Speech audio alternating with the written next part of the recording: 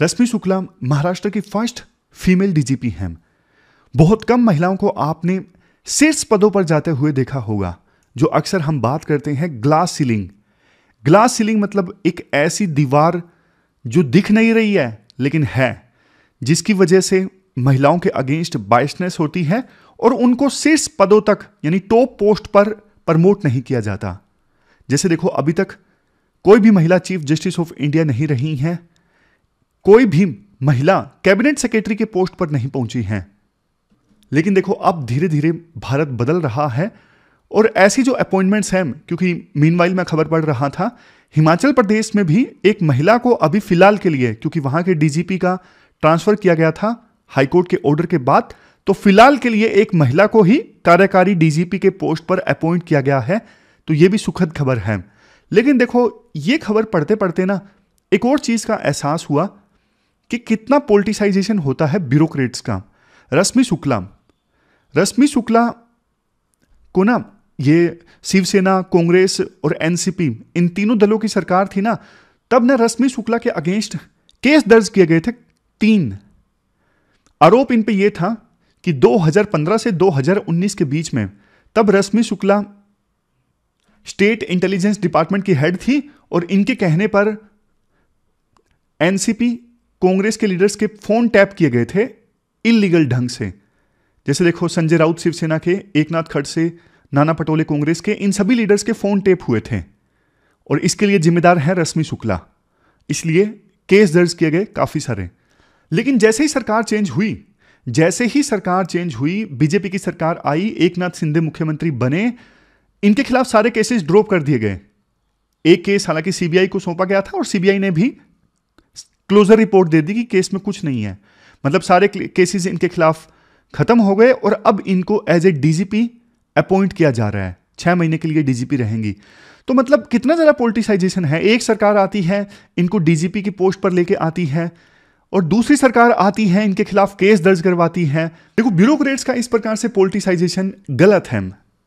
मतलब ब्यूरोक्रेट्स अगर political parties के फेवरेट्स है ना, तो फिर इसी इकोसिस्टम में तो करप्शन होता है, इसी इकोसिस्टम में फिर गैर कानूनी ढंग से सरकार में काम होते हैं। यह संविधान के लिए सही नहीं है। आप बताइए, आपकी क्या ओपिनियन है इस प्रकार से ब्यूरोक्रेट्स को पॉलिटिसाइज किया जाता है इस मुद्दे पर। डेट आज की 5 जनवरी 2024 है। स्वागत है आपका एडिटोरियल डिस्कशन में। आज 3 इश्यूज हम डिस्कस करेंगे।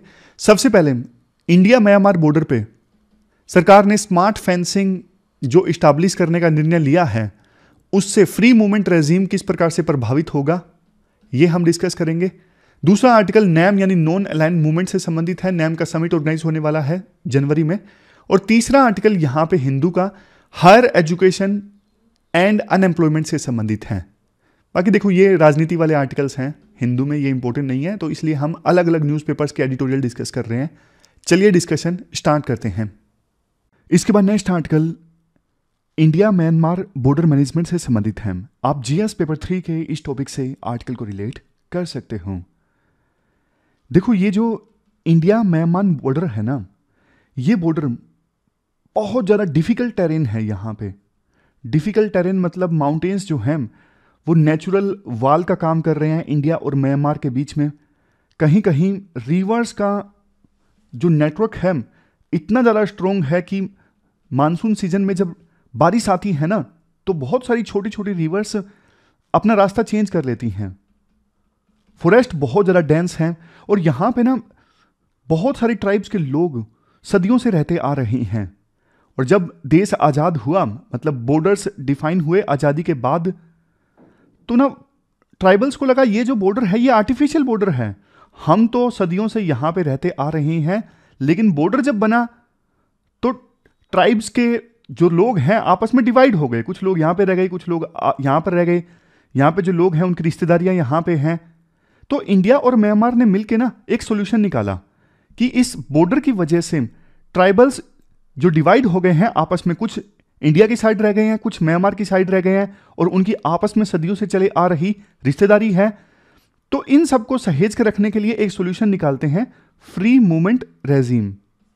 इसमें यह डिसाइड हुआ बॉर्डर के 16 किलोमीटर के दायरे में दोनों साइड, इंडिया की साइड भी और म्यांमार की साइड में, बॉर्डर के दोनों ओर 16 किलोमीटर का जो रीजन है ना, इस रीजन में कुछ ट्राइब्स के जो लोग हैं ना, वो बॉर्डर क्रॉस करके म्यांमार की साइड जा सकते हैं, और म्यांमार की ट्राइब के लोग जो 16 किलोमीटर के दायरे में रहते हैं वो इंडिया की साइड आ सकते हैं। उनको कोई स्पेशल वीजा वगैरह लेने की आवश्यकता नहीं है बॉर्डर क्रॉस करने के लिए, चाहे वो म्यांमार की साइड जाना चाहते हैं या फिर इंडिया की साइड जाना चाहते हैं।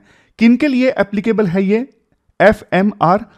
जो बॉर्डर के 16 किलोमीटर के दायरे में रहते हैं और कुछ ट्राइब्स के लोगों के लिए, ताकि वो अपनी रिश्तेदारियां जो हैं, कल्चर जो हैं, उसको निभा सकें। शादियां हैं बॉर्डर के उस पार, कुछ तो ट्राइब्स के लोग ऐसे हैं जो सब्जी वगैरह बेचने भी जाते हैं म्यांमार में, तो उनका जो जीवन याचिका है वो भी ठीक से चलती रहे।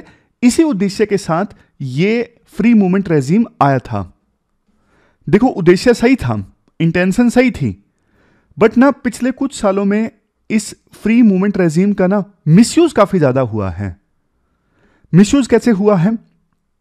बहुत सारे जो इलीगल माइग्रेंट्स हैं ना, वो बॉर्डर क्रॉस करके इंडिया में आ जाते हैं, जिसकी वजह से इंडिया की साइड एथनिक टेंशन्स और ज्यादा भड़कती हैं। जैसे देखो, मणिपुर में हमने देखा 2 एथनिक ग्रुप्स हैं, एक तरफ मैतीज और दूसरी तरफ कुकीज, दोनों के बीच में टेंशन्स देखने को अभी भी मिल रही हैं, आग शांत नहीं हुई है।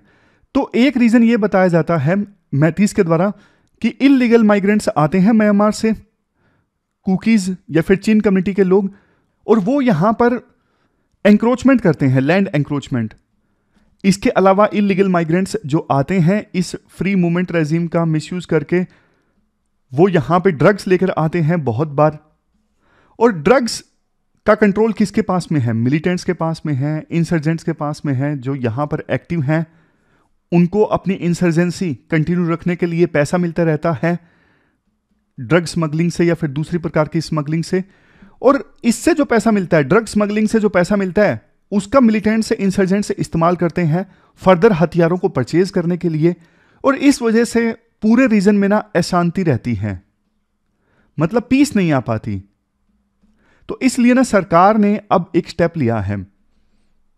सरकार ने पिछले साल एक पायलट प्रोजेक्ट चलाया था कि यहां पे ना स्मार्ट फेंसिंग इस्टेब्लिश की जाए। आप बोलोगे सर ये स्मार्ट फेंसिंग क्या होती है? देखो, एक तो फेंसिंग होती है जैसे कि आप वायर्स, बार्ब्ड वायर्स नहीं होती, पूरा नुकीली वायर्स जो हैं उनको लगा दो बॉर्डर पे ताकि कोई भी क्रॉस ना कर पाए। एक होती है कि ना आप टेक्नोलॉजी का यूज करो, भरपूर टेक्नोलॉजी, जैसे कि देखो सेंसर्स लगाओ, थर्मल इमेज सेंसिंग वाले कैमरास वहां पे लगाओ, ड्रोन्स का एक नेटवर्क इस्टेब्लिश करो जिनसे परमानेंट फीड आती रहे कमांड सेंटर में, ताकि पता लग जाए जब भी कोई इलीगल ढंग से घुसने की कोशिश करे। इसके अलावा जो ट्राइबल्स लाफुली आने की कोशिश कर रहे हैं, जो एलिजिबल हैं फ्री मूवमेंट रेजिम के थ्रू, उनका भी पता लग जाए कौन आया है कौन गया है, बायोमेट्रिक्स के थ्रू। तो ये सब चीजें क्या है? ये है स्मार्ट फेंसिंग। स्मार्ट फेंसिंग का ना 10 किलोमीटर का पायलट किया गया था पिछले साल, फिर 80 किलोमीटर और ज्यादा इस्टेब्लिश किया गया, मतलब निर्णय लिया गया कि 80 किलोमीटर और लेंथ में स्मार्ट फेंसिंग इस्टेब्लिश की जाएगी। अब सरकार ने बोला है कि इंडिया म्यांमार बॉर्डर पे 300 किलोमीटर की फर्दर स्मार्ट फेंसिंग होगी, तो टोटल 390 किलोमीटर की स्मार्ट फेंसिंग हो जाएगी इंडिया म्यांमार बॉर्डर पर। और इतना जल्दी नहीं होगा, इसमें टाइम लगेगा, आने वाले 4-5 साल लग जाएंगे धीरे धीरे स्मार्ट फेंसिंग इस्टेब्लिश करने के लिए। क्योंकि आपको भी पता है, चप्पे चप्पे पे कैमरा लगाना, ये सब चीज़ें करना, सेंसर्स लगाना, ये देखो पल भर का काम नहीं है, महीने 2 महीने का काम नहीं है, इसमें लंबा समय लग जाता है। यह है फिजिकल फेंसिंग, जो पुराने टाइप की फेंसिंग होती है। स्मार्ट फेंसिंग में जैसे मैंने आपको बताया, कैमराज, थर्मल इमेजिंग वाले सेंसर्स, ड्रोन्स, वो सारी चीज़ें इस्टेब्लिश की जाती हैं। अब देखो, बड़ी पिक्चर जो है इशू से संबंधित, वो तो हमने डिस्कस कर ली। अब थोड़ा सिस्टमेटिक ढंग से पॉइंट्स भी देख लीजिए, ताकि और अच्छे ढंग से आप आंसर दे इसको अगर क्वेश्चन आता है। इंडिया म्यांमार बॉर्डर लेंथ कितनी है? 1600 किलोमीटर। प्री में क्वेश्चन पूछा जाए तो कौन कौन से राज्यों से सीमा मिलती है म्यांमार की? मिजोरम, नागालैंड, मणिपुर, अरुणाचल प्रदेश। ये देख लीजिए, अरुणाचल प्रदेश, नागालैंड, मणिपुर, मिजोरम। वल्नरेबल है काफी ज्यादा टेरेन। वल्नरेबल मतलब देखो वहां पे ना रास्ते इतने ज्यादा दुर्गम हैं, जाना कठिन है। इवन हमारी मिलिट्री के लिए, आर्म्ड फोर्सेस के लिए पहाड़ जो हैं वो बहुत ज्यादा स्टीप हैं, तो उतरना, पहाड़ों पर सामान ले जाना, इट इज वेरी डिफिकल्ट। तो बहुत सारे एरियाज में तो ना लालेस सिचुएशन है, तभी तो स्मगलिंग आसानी से हो जाती है। मैंने आपको एक बार पहले भी बताया था, मैं जब गया था ना मिजोरम में और मणिपुर में, खास करके मिजोरम में मैंने ये पाया, मतलब बड़ी क्वांटिटी, जैसे हमारे ग्रोसरी स्टोर में आइटम्स होते हैं ना, ये मैगी वगैरह सारे, जब भी हम किसी ग्रोसरी स्टोर में जाते हैं सारे आइटम्स ऐसे मिलते हैं जो हमारे देखे हुए होते हैं। लेकिन जब मैं मिजोरम के ग्रोसरी स्टोर में गया ना, वो अजीबोगरीब ब्रांड थे वहां पे हर एक चीज के। तो उन्होंने मुझे बताया कि बहुत सारे आइटम्स ना म्यांमार से आते हैं स्मगलिंग होके। नेक्स्ट चैलेंज ये है, बॉर्डर देखो पोरस है, इस वजह से इलीगल इमिग्रेंट्स आ जाते हैं। नेक्स्ट, ड्रग अब्यूज होता है गोल्डन ट्रायंगल की वजह से। गोल्डन ट्रायंगल ये एरिया, लाओस, थाईलैंड, म्यांमार वाला जो एरिया है ना, यहाँ पे ड्रग की प्रोडक्शन काफ़ी ज़्यादा होती है और यहाँ से फिर ड्रग्स की सप्लाई होती है वर्ल्ड के अलग अलग इलाकों में।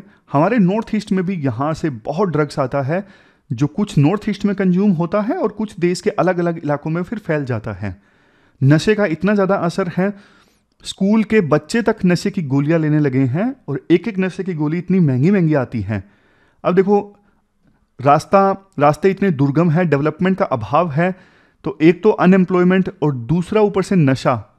फिर आप बताओ, अनएम्प्लॉयमेंट प्लस में नशा, अब ये चीज जो है कितनी घातक है इंसर्जेंसी के लिए, है क्या नहीं है?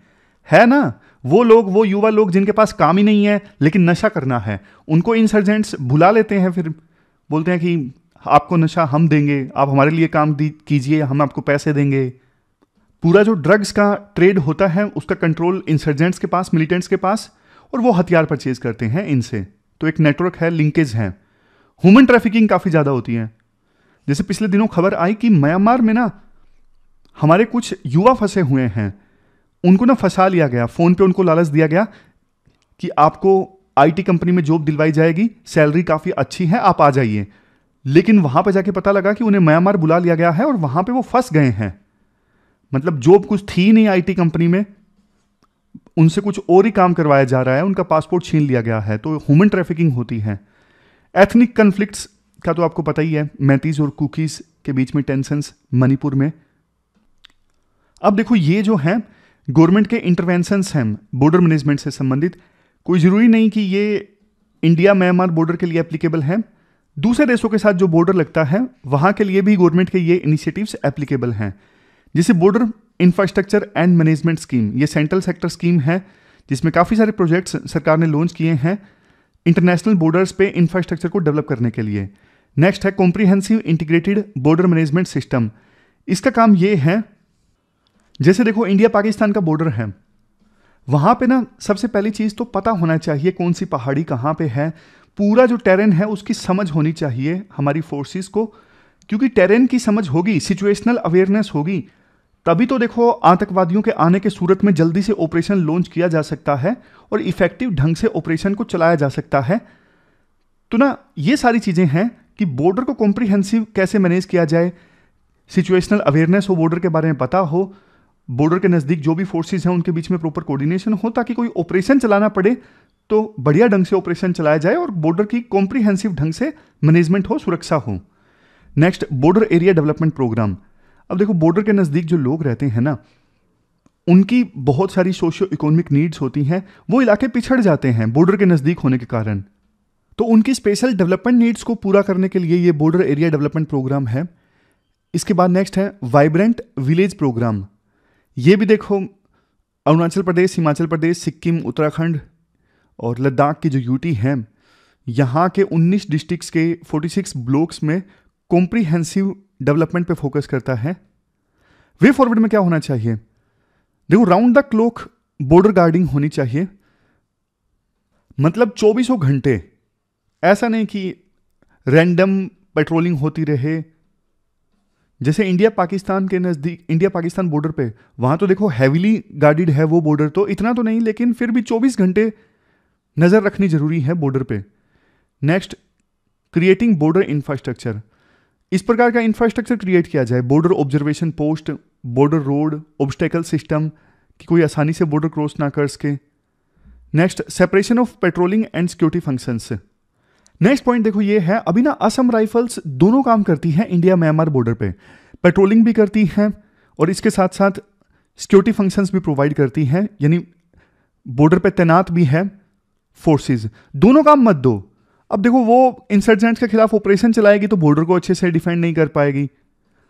दोनों काम अलग अलग आप एजेंसीज को दो, अलग अलग फोर्सेस को दो, एक ही फोर्स को दोनों काम मत दो कि इंसर्जेंट्स के खिलाफ ऑपरेशन भी चलाना और दूसरा बॉर्डर को डिफेंड करना भी। जैसे देखो इंडिया पाकिस्तान बॉर्डर पे ना बीएसएफ है, बीएसएफ उतना एक्टिवली ऑपरेशंस नहीं चलाती। ऑपरेशंस आपको भी पता है कश्मीर में आर्मी के द्वारा चलाए जाते हैं, बीच वाले घेरे में सीआरपीएफ होती है और सबसे लास्ट घेरे में होती है पुलिस, जो एरिया को खाली करवाती है, इंटेल जनरेट करती है लोकल लेवल पे। तो ये पॉइंट है कि आप फंक्शंस अलग अलग करो। नेक्स्ट, लीगल फ्रेमवर्क को मजबूत करो। मतलब देखो अभी ना कोऑर्डिनेशन काफी कमजोर है India Myanmar law enforcement agencies के बीच में। अब देखो तय तो हुआ था 2019 में कि जॉइंट ऑपरेशंस चलाए जाएंगे, बहुत सारी चीजें तय हुई थी, लेकिन इंप्लीमेंट नहीं किया गया। तो इंडिया म्यांमार के बीच में ना कोऑपरेशन ज्यादा मजबूत होना चाहिए बॉर्डर को और बेहतर ढंग से सुरक्षित रखने के लिए। तो ये पूरा आर्टिकल हमने डिस्कस किया, आपको ना बहुत सारे पॉइंट्स मिल गए जो सिक्योरिटी में ना टॉपिक है बॉर्डर मैनेजमेंट से संबंधित। दूसरे देशों के संदर्भ में क्वेश्चन आए तब भी आप ये सारे पॉइंट्स यूज कर सकते हो, क्योंकि बहुत सारे पॉइंट्स तो जनरल हैं। इसके बाद देखो next article non align movement से संबंधित है। नेक्स्ट समिट जो है नैम का युगांडा में होगा। आप जीएस पेपर 2 के इस टॉपिक से आर्टिकल को रिलेट कर सकते हो। समिट होगा 17 जनवरी से 20 जनवरी के बीच में, और उससे पहले नैम के जो मेंबर कंट्रीज है ना, मेंबर कंट्रीज के फॉरेन मिनिस्टर्स की एक मीटिंग आयोजित होगी। युगांडा जो है वो चेयर करेगा नैम ग्रुपिंग को 2024 से लेकर 27 के बीच में। आप मैप में लोकेशन देख लीजिए युगांडा की, ये छोटा सा देश है लेक विक्टोरिया के पास में युगांडा। पहले हम नैम का इतिहास जान लेते हैं। वीके मेनन ने यह टर्म दी थी नॉन अलाइनमेंट 1953 में, यानी 1953 में यूनाइटेड नेशंस स्पीच के दौरान उन्होंने ये स्पीच दी थी। बाद में देखो नेहरू ने 1954 के कोलंबो स्पीच में इस टर्म को फिर से शामिल किया और उन्होंने पंचशील के बारे में बताया। पंचशील में ये सारे प्रिंसिपल्स आते हैं कि विभिन्न देश जो है वो एक दूसरे की टेरिटोरियल इंटीग्रिटी का सम्मान करेंगे, एक दूसरे के मामलों में इंटरफेयर नहीं करेंगे, फोर्स का इस्तेमाल नहीं करेंगे अटैक करने के लिए दूसरे देश पे। ये सारे जो सिद्धांत है वो पंचशील के सिद्धांत है जो नेहरू ने कोलंबो की स्पीच में दिए थे, और उन्होंने नॉन अलाइनमेंट वर्ड को उस स्पीच में भी शामिल किया था। देखो मैं आपको थोड़ा सा बैकग्राउंड बताता हूं। जब कोल्ड वार स्टार्ट हुआ ना यूएसए और यूएसएसआर के बीच में, तो बहुत सारे देश जो नए नए आज़ाद हुए थे, इंडिया जैसे देश, जो ना तो यूएसए के ग्रुप में शामिल होना चाहते थे ना ही यूएसएसआर के ग्रुप में, जो लड़ाई में पड़ना ही नहीं चाहते थे, जो चाहते थे कि हम हमारे फॉरेन पॉलिसी संबंधित फैसले खुद लें, हम यूएसए के दबाव में या फिर यूएसएसआर के दबाव में आके ना लें, हमें दोबारा युद्ध नहीं करना भैया, हम मुश्किल से आज़ाद हुए हैं। तो ऐसे देशों ने ना मिलके अलग से ग्रुप बना लिया था नैम। नैम का मतलब ये नहीं था कि वो न्यूट्रल रहेंगे, कोई भी स्टैंड नहीं लेंगे किसी इशू पे। नैम का मतलब ये था कि वो मेरिट के बेसिस पे स्टैंड लेंगे, ऐसा नहीं कि हर बार यूएसए का साथ देंगे या फिर यूएसएसआर का साथ देंगे। इशू क्या है, इशू में क्या मेरिट है, उसके बेस पे हम स्टैंड लेंगे, ये डिसाइड हुआ था नैम में। हालांकि ये बातें ना कहने में अच्छी लगती हैं और प्रैक्टिकली आपको भी पता है इंडिया की नज़दीकियां ज़्यादा यूएसएसआर के साथ थी और यूएसए को ये बात अच्छी नहीं लगती थी।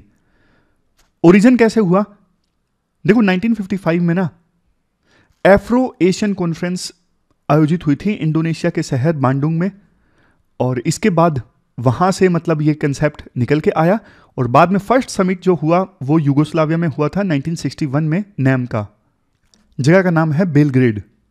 प्री में इस प्रकार के क्वेश्चन यूपीएससी पूछ लेती है। फोकस मैंने आपको बता ही दिया कि जो देश नैम में शामिल हुए थे उनका फोकस इस चीज़ पे था कि गरीबी को ख़त्म करो यार, इकोनॉमिक डेवलपमेंट लेके आओ, हमें लड़ाई वगैरह में नहीं पड़ना है।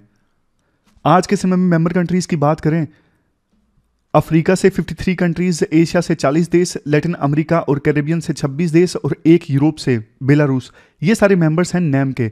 ऑब्जर्वर कंट्रीज़ हैं बहुत सारे, 18 कंट्रीज़ ऑब्जर्वर हैं, 10 इंटरनेशनल ऑर्गेनाइजेशंस भी ऑब्जर्वर हैं नैम में। इंडिया और नैम के बीच में रिलेशन की बात करें तो इंडिया तो देखो फाउंडिंग मेंबर था नैम का, और नैम को खड़ा करने में भी इंडिया ने ज़बरदस्त रोल प्ले किया था। 7th नैम का जो समिट है वो न्यू दिल्ली में आयोजित हुआ 1983 में। नैम की यूटिलिटी क्या रही इंडिया के लिए? देखो, इंडिया ने ना नैम का इस्तेमाल करके लीडरशिप रोल प्ले करना स्टार्ट किया, ग्लोबल साउथ की आवाज़ उठानी स्टार्ट की, और वो सिलसिला अलग अलग प्लेटफॉर्म्स के थ्रू आज भी जारी है। जैसे G20 की प्रेसिडेंसी इस बार इंडिया के साथ थी, इंडिया के पास थी, तो इंडिया ने इस प्रेसिडेंसी के दौरान भी ग्लोबल साउथ की आवाज़ उठाई, गरीब देशों की आवाज़ उठाई। अब देखो, हर बार ना एक इशू, जब भी नैम का समिट होता है ना, तो एक इशू इमर्ज होकर आता है कि नैम की रेलेवेंस क्या है आज के समय में। इंडिया नैम को इग्नोर कर रहा है पिछले कुछ सालों से, मतलब हमारे प्रधानमंत्री पार्टिसिपेट करने नहीं जाते नैम के समिट में, और वाइस प्रेसिडेंट को भेज देते हैं कई बार तो। और वाइस प्रेसिडेंट आपको पता है हमारे देश में इतनी पावरफुल पोस्ट नहीं है, तो वाइस प्रेसिडेंट को नैम का समिट अटेंड करने के लिए भेजना, इसका मतलब नैम को हम इतनी इंपॉर्टेंस अभी नहीं दे रहे हैं। देखो, अगर कायदे से देखें तो कोल्ड वार कब का समाप्त हो चुका है? 1990 में। तो जिन परिस्थितियों में नैम बनी थी वो परिस्थितियां ही आज एग्जिस्ट नहीं करती, तो फिर नैम का क्या ही रेलेवेंस है? बहुत बार बातें चली कि नैम को रिवाइव किया जाए, अलग लक्ष्य रखे जाएं, अलग लक्ष्य जैसे कुछ भी हो सकता है, क्लाइमेट चेंज या फिर UN जैसी संस्थाओं में रिफॉर्म लाना, मतलब ऐसे ऐसे लक्ष्यों पे बात हुई कि नैम को ना ठंडे बस्ते में ना डाला जाए। बेशक कोल्ड वार खत्म हो गया, लेकिन नए ऑब्जेक्टिव्स अडॉप्ट किए जाए नैम के द्वारा, और ये ऑर्गेनाइजेशन फिर से एक्टिव हो। क्योंकि देखो, साउथ के बीच में कोऑपरेशन को मजबूत करने के लिए, यानी गरीब देशों में और लो इनकम कंट्रीज के बीच में दोस्ती को, रिश्तों को मजबूत करने के लिए ये ऑर्गेनाइजेशन जरूरी है। ये ऑर्गेनाइजेशन गरीबी को मिटाने के लिए काम कर सकती है। ये ऑर्गेनाइजेशन डेवलपिंग वर्ल्ड में 4F के लिए एक्सेस इंश्योर करने में काम कर सकती है। 4F जैसे food, finance, fuel and fertilisers. इसके अलावा और जो इंटरनेशनल इश्यूज हैं, फॉर एग्जांपल टेररिज्म है, कोविड-19 की महामारी आई थी, इन इश्यूज के खिलाफ लड़ने में ये ऑर्गेनाइजेशन काफ़ी मददगार साबित हो सकती है।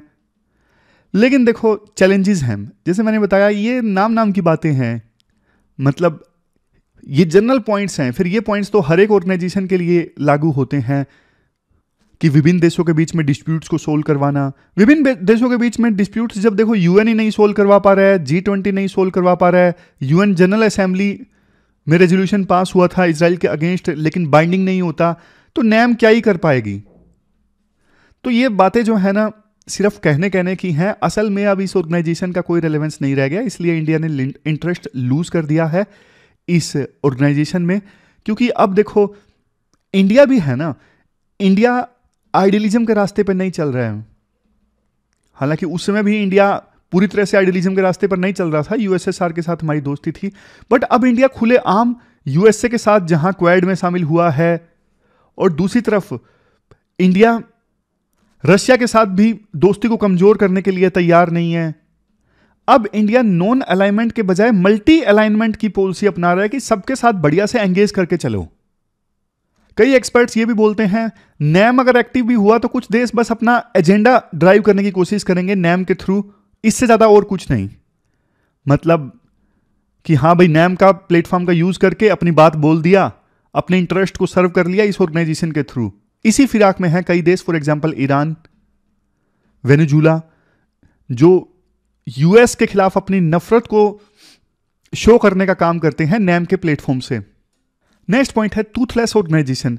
मतलब क्या ही कर लेगी ये ऑर्गेनाइजेशन? मैंने बोला ना आपको, जब UN जनरल असेंबली, जिसमें ऑलमोस्ट सभी वर्ल्ड के जितने भी देश हैं, 2-4 को छोड़ के, छोटे छोटे सभी देश मेंबर हैं UN जनरल असेंबली के, तो जब यही ऑर्गेनाइजेशन कुछ नहीं कर पाई, बाइंडिंग नहीं होता, UN जनरल असेंबली का रेजोल्यूशन पास हुआ, तो ये नैम क्या कर लेगी? अब यहां पे देखो, लास्ट में अगर स्टैंड लेना हो ना, तो आप अपनी मर्जी के हिसाब से स्टैंड ले सकते हो। कोई ज़रूरी नहीं कि आपको नैम को क्रिटिसाइज ही करना है या फिर नैम की तारीफ ही करनी है। जैसा आपको ठीक लगे, दोनों ही वे फॉरवर्ड सही हैं। बस पॉइंट्स देने होंगे आपको सब्सटेंशिएट करने के लिए। पॉइंट्स जैसे कि देखो, अगर आप नैम की तारीफ कर रहे हो कि नैम की आवश्यकता है, तो आपको फिर ये सारे पॉइंट्स बताने होंगे कि वर्ल्ड में इनइक्वालिटी है, 1% रिचेस्ट लोगों के पास में 70% ग्लोबल वेल्थ है, इनइक्वालिटीज बढ़ रही हैं नॉर्थ और साउथ के बीच में, तो नैम की आवश्यकता है आज के समय में। पॉइंट्स अगर आप नैम के समर्थन में बोलना चाहते हो तो ये पॉइंट्स दे सकते हो कि नैम को और ज़्यादा ऑब्जेक्टिव्स, नए ऑब्जेक्टिव्स, फ्रेश टॉपिक्स पे कॉन्सेंट्रेट करना चाहिए, जैसे ड्रग ट्रैफिकिंग, पॉवर्टी बढ़ रही है इस चीज़ पे, फूड क्राइसिस पे, अनएम्प्लॉयमेंट पे। देखो, जब आप ये सारी बातें बोलोगे ना, तो एक प्रकार से आप लिबरल लगोगे, थोड़ा सा आइडियलिस्ट लगोगे। अगर आप रियलिज्म की भाषा बोलना चाहते हो वे फॉरवर्ड में, तो आप यूं बोल सकते हो कि इंडिया को करंट रियलिटीज के हिसाब से नई ऑर्गेनाइजेशंस पे फोकस करना चाहिए, नई ग्रुपिंग्स पे फोकस करना चाहिए, ना कि पास्ट में जीना चाहिए। और NAM is thing of past. तो ये आपकी मर्जी है, जो भी स्टैंड आप लेना चाहो, बस उसे सब्सटेंशिएट कर दो, उस स्टैंड के पक्ष में पॉइंट्स दे दो। वैसे आप कमेंट बॉक्स में बताइए कौन सा स्टैंड आप लेना चाहोगे। मतलब आपको लगता है कि नैम ऑर्गेनाइजेशन कोई काम की है, या फिर आपको लगता है कि नहीं, अब नैम कोई काम की नहीं है? आप बताइए कमेंट बॉक्स में। इसके बाद next article unemployment and higher education के बीच में लिंक से संबंधित है। आप जीएस पेपर 2 के इस टॉपिक से आर्टिकल को रिलेट कर सकते हो। देखो, बचपन में ना हम सबको पढ़ाने के लिए माँ बाप इस प्रकार की बातें बोलते थे कि पढ़ लिख लो, अगर पढ़ोगे लिखोगे नहीं तो मजदूरी करनी पड़ेगी, क्या करोगे, बोली गई थी ना ये सब बातें। बट अब देखो, एक आंकड़ा मैं आपको बताता हूँ। पीरियडिक लेबर फोर्स सर्वे के डेटा के अनुसार हमारे देश में ग्रेजुएट्स में जो अनएम्प्लॉयमेंट रेट है ना, वो दूसरे डेवलपिंग कंट्रीज के ग्रेजुएट्स में अनएम्प्लॉयमेंट रेट से कहीं ज़्यादा है। मतलब एक बड़ा तबका ऐसा है कि ग्रेजुएशन करने के बाद भी, डिग्री हासिल करने के बाद भी जॉब नहीं लग पाती। और दिक्कत पता क्या है, कोविड की महामारी आई, उस दौरान देखो ऑनलाइन लर्निंग जो है वो प्रमोट हुई, तो ऑनलाइन लर्निंग के दौरान लर्निंग और ज़्यादा डाइल्यूट हो गई, सीरियसनेस और ज़्यादा कम हो गई, तो फिर बल्कि अनएम्प्लॉयमेंट और भी ज़्यादा बढ़ने का खतरा है। राइटर एक डेटा देते हैं, 2012 में अनएम्प्लॉयमेंट रेट अमंग ग्रेजुएट्स थी 20%, जो कि 2021 में बढ़ के 34% हो गई। पोस्ट ग्रेजुएशन के बाद में अनएम्प्लॉयमेंट रेट 2012 में 18% थी, लेकिन ये 37% बढ़ गई। इतनी ज़्यादा, मतलब ग्रेजुएट्स में अनएम्प्लॉयमेंट की समस्या यूं नहीं कह सकते कि कोविड के बाद बढ़ी है, वो पहले से ट्रेंड तो जारी था। क्या रीजंस हैं? देखो, सबसे पहला रीजन आपको बताता हूं। हुआ ये 2004 से लेके एक ट्रेंड स्टार्ट हुआ, आपने भी देखा होगा। Private B Tech colleges, private B Ed colleges, private professional colleges की ना बाढ़ सी आ गई। अब प्राइवेट कॉलेजेस जब आए, चाहे प्राइवेट बीटेक का कॉलेज हो, प्राइवेट बीएड का कॉलेज हो, इनको चाहिए एडमिशन। एडमिशन करवाने के बाद एडमिशन से इनको मिलेगी फीस, उसके बाद इनको देनी है सिर्फ डिग्री, कि हमने भैया डिग्री आपकी करवा दी, एग्जाम पे हमने फोकस किया, अब आपके हाथ में डिग्री आ गई है। इन कॉलेजेस का कोई फोकस था ही नहीं बहुत ज्यादा इस चीज पे कि बच्चों को ना रियल स्किल दी जाए, मार्केट में जाके वो स्किल काम आए और उनकी जॉब लगे। इस चीज पे उनका फोकस उतना ज्यादा नहीं था जितना कि होना चाहिए। अब देखो, हायर एजुकेशन के जो संस्थान है ना, वो तो नॉलेज क्रिएट करने वाले संस्थान हैं। अब उनसे तो ये उम्मीद की जाती है कि वहां से जो बच्चे निकलेंगे वो देखो स्टार्टअप वगैरह ज्वाइन करेंगे, कुछ इनोवेशन लेके आएंगे, कुछ बढ़िया बिजनेस करेंगे। उनसे ये उम्मीद की जाती है। उनसे ये तो उम्मीद नहीं की जाती कि वो एग्रीकल्चर सेक्टर ज्वाइन करेंगे या फिर डिलीवरी बॉय का काम करेंगे। तो हमारे देश में ना ज़्यादा जॉब्स जनरेट भी हुई हैं तो ये वाली जनरेट हुई हैं, जोमेटो, स्विगी, और सर्विस सेक्टर में उतनी जॉब्स नहीं है जितने कि हायर एजुकेशन में स्टूडेंट्स पास आउट हो रहे हैं। तो ये लैग है यहां पे। अब लैग क्यों है, उसका रीजन देखो ये है, R&D कम हो रही है हमारे देश में। देखो, जितनी ज्यादा रिसर्च एंड डेवलपमेंट होगी, उस रिसर्च एंड डेवलपमेंट की एप्लीकेशंस के थ्रू नए नए स्टार्टअप्स बनेंगे, नए नए बिजनेस स्टार्ट होंगे। लेकिन R&D ही कम होगी तो फिर आपको भी पता है, फिर स्टार्टअप्स कम खुलेंगे, इनोवेशन कम आएगी। इनोवेशन कम आएगी तो सर्विस सेक्टर में कम रोजगार के अवसर पैदा होंगे। तो हमारे देश में R&D पर कितना खर्च होता है? सिर्फ 0.7% ऑफ जीडीपी, जबकि कोरिया में, साउथ कोरिया में 4% ऑफ जीडीपी R&D पर खर्च होता है। हमारे देश में प्राइवेट सेक्टर तो बहुत कम खर्च करता है R&D पर, जबकि यूएसए जैसे देशों में ना प्राइवेट सेक्टर ज्यादा खर्च करता है, सरकार कम करती है। हमारे देश में उल्टा है, सरकार R&D पे ज्यादा खर्च करती है, प्राइवेट सेक्टर कम करता है। ये देखो, इन इंडिया पब्लिक सेक्टर 70% खर्च करता है R&D पे और प्राइवेट सेक्टर का कंट्रीब्यूशन स्मॉल है। तीसरा, दूसरे देशों में जहां R&D पे खर्च होता है ना, वहां ज्यादातर जो रिसर्च होती है ना वो यूनिवर्सिटीज के थ्रू होती है। यूनिवर्सिटीज में सरकार पैसा देती है रिसर्च के लिए। बट हमारे देश में सरकार जो पैसा खर्च करती है ना R&D पे, वो इन सब रिसर्च इंस्टीट्यूट्स को ज्यादा जाता है, जैसे council of scientific and industrial research, Indian council of medical research यानी ICMR, इनको ज्यादा जाता है, यूनिवर्सिटीज को कम जाता है रिसर्च के लिए पैसा। अब देखो ये ना प्रॉब्लमेटिक क्यों है? क्योंकि ना पब्लिक रिसर्च इंस्टीट्यूशंस जो है उनके पास ना एक मैकेनिज्म नहीं होता कि हमने जो रिसर्च की है अब उसको हम कॉमर्शलाइज कैसे करें। कॉमर्शलाइज वो नहीं कर पाते। उनका फोकस इस चीज पे नहीं होता कि रिसर्च जो हमने की है उसके थ्रू अब कोई प्रोडक्ट बने, मार्केट में बिके, जनता का भला हो, नहीं। तो हमें ना ऐसे संस्थान चाहिए जो ना पेटेंट्स को कन्वर्ट कर सकें या फिर रिसर्च पेपर्स को प्रोडक्ट्स और प्रोसेसेस में कन्वर्ट कर सकें। इसके लिए आप क्या कर सकते हो? यूनिवर्सिटीज को ज्यादा फंडिंग आप दो और यूनिवर्सिटीज को जोड़ दो इंडस्ट्रीज के साथ में, कि यूनिवर्सिटी में जो रिसर्च हो वो इंडस्ट्री वाले साथ एसोसिएटेड होंगे, तो उन्हें पता लग जाएगा कि यूनिवर्सिटी ने ये रिसर्च की है, अब इस रिसर्च का फायदा मैं उठा सकता हूं मार्केट में इस प्रकार का प्रोडक्ट उतार के। तो ये मॉडल ज्यादा सक्सेसफुल रहेगा। इसके बाद नेक्स्ट पॉइंट जो हम काफी बार डिस्कस करते हैं, महिलाओं का लेबर फोर्स में पार्टिसिपेशन काफी कम है। इवन येमेन में और सऊदी अरेबिया में जितना महिलाओं का पार्टिसिपेशन है ना लेबर फोर्स में, हमारे देश में उतना ही है, ऑलमोस्ट उतना। लेकिन देखो अब एक चीज मैं आपको बताता हूं, लड़कियां पहले से ज्यादा एजुकेटेड हैं, ज्यादा लड़कियां हायर एजुकेशन प्राप्त कर रही हैं। बहुत सारी लड़कियां अपनी शादी को डिले कर रही हैं। मुझे आप एक बात बताइए, वो बेचारी करेंगी क्या जब मार्केट में जॉब्स ही ग्रो नहीं हो रही हैं? फिर तो महिलाओं का पार्टिसिपेशन कम होगा ही। मतलब ज़्यादा महिलाएं एजुकेट हो रही हैं, ज़्यादा महिलाएं हायर एजुकेशन प्राप्त कर रही हैं, तो जॉब्स पे तो मार्केट में ग्रो होनी चाहिए ना, ताकि उनकी जॉब लग सके। लेकिन उस प्रपोर्शन में जॉब्स नहीं ग्रो हो रही हैं। इसके बाद राइटर बोलते हैं कि हमारे देश में ना हायर एजुकेशन सिस्टम थोड़ा कंफ्यूज सा लगता है। कभी NTA आ जाता है, कभी CUET आ जाता है, फिर हम बात करते हैं 1 कंट्री 1 एग्जाम। मतलब सरकार नई नई चीजें ट्राई कर रही है, देखो अच्छी चीज है, लेकिन आउटकम नहीं नजर आ रही है काफी सालों से कि हाँ भाई सुधार हो रहा हो और नजर आ रहा हो। फिर एक सजेशन ये आता है इंडस्ट्रियल ट्रेनिंग इंस्टीट्यूट यानी ITI इस्टेब्लिश किए जाएं। ये पहले थे ना तो काफी बढ़िया जॉब जनरेट कर रहे थे ITI और पॉलिटेक्निक कॉलेजेस, लेकिन जब प्राइवेट कॉलेजेस आए ना, प्राइवेट पॉलिटेक्निक, प्राइवेट ITI, तो उसके बाद फिर क्वालिटी खराब हो गई। अदरवाइज देखो ITI जो है ना वोकेशनल कोर्सेज बढ़िया से प्रोवाइड कर सकते हैं, लेकिन अगर फोकस डिग्री पे है, स्किल पे नहीं है, तो फिर पूरा कंसेप्ट ही खराब हो जाएगा। नेशनल एजुकेशन पॉलिसी का कहना है कि अनदर 12 ईयर्स में ना हम ग्रोस एनरोलमेंट रेशियो जो है ना हायर एजुकेशन में वो 27% से इंक्रीज करके 50% कर देंगे। राइटर ये कहते हैं अगर देखो आपने ना क्वालिटी पे ध्यान नहीं दिया कि जो स्टूडेंट्स पास आउट हो हायर एजुकेशन से वो क्वालिटी वाले हों, उनमें ऐसी स्किल है कि आसानी से जॉब लग सके मार्केट में, तो है सही। अगर लेकिन आप ये इंश्योर नहीं कर सके ना, तो ये नंबर आप इंक्रीज करते जा रहे हो हायर एजुकेशन में एनरोलमेंट का, उनके हाथ में सिर्फ डिग्री होगी, बल्कि वो और ज्यादा फ्रस्ट्रेट होंगे। इससे अच्छा तो वो ITI का पॉलिटेक्निक का कोर्स कर लेते, वोकेशनल ट्रेनिंग हासिल कर लेते, उनकी जॉब लग जाती, तो वो ज्यादा सही है। बल्कि समझ गए? तो ये पूरा आर्टिकल हमने डिस्कस किया हायर एजुकेशन एंड अनएम्प्लॉयमेंट से संबंधित।